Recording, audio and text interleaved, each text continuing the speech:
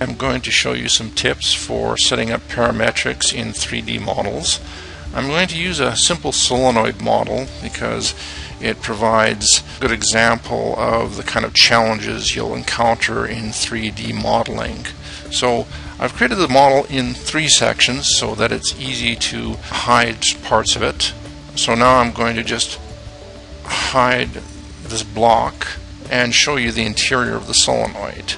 So you can see you have a moving armature colored gray, you have a yoke colored blue, and you have the coil colored red. I have also moved the armature into the minimum gap position. That's where the flux density will be greatest, and that will help you when you're setting up your plots. So I've solved a base model, and it's always good to work with the base model before you actually enter into parametric modes. And here I show a color contour plot of the flux density on the exposed surfaces. Now, one of the things you might want to decide is when you're plotting, you might not want to have the full range of the B field magnitude. The B field will always be highest around sharp corners, and that might lead to fewer distinctions of the flux density in other parts of the model. So I'm going to limit the range of my flux density to 0.02 Tesla minimum and to 2 Tesla maximum, and then apply those settings.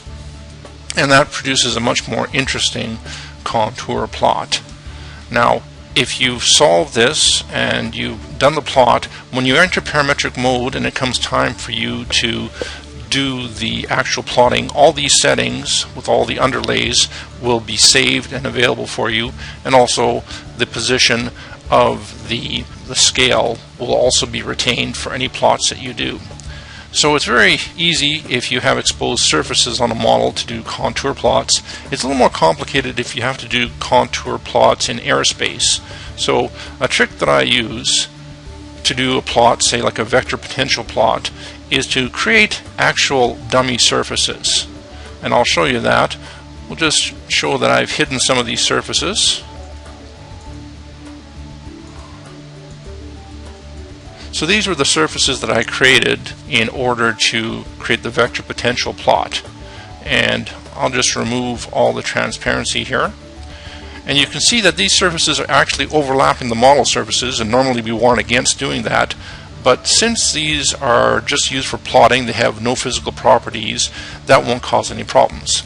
So in order to use these surfaces, I assign a transparency of nearly 100%.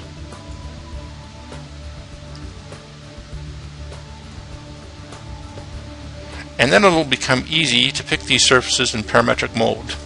So let's enter parametric mode. And you can see here I've already defined a gap displacement and force, and also a B field calculation. And now I'll just add the vector potential .